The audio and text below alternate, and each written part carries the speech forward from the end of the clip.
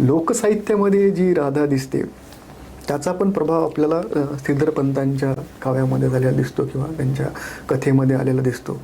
आणि विशेष म्हणजे हे मग आपल्याला समन्वय नेमका कुठं आढळतो समजा काव्य परंपरेमध्ये किंवा साहित्यामध्ये, तर मग आपल्याला दिसतं की महाराष्ट्राची जी शाहीर परंपरा आहे, होनाजी बाळा असेल किंवा राम जोशी असतील किंवा प्रभाकर असेल, समजा हे सगळे जे 18व्या शतकातील जे कवी आहेत, प्रभावी कवी होते.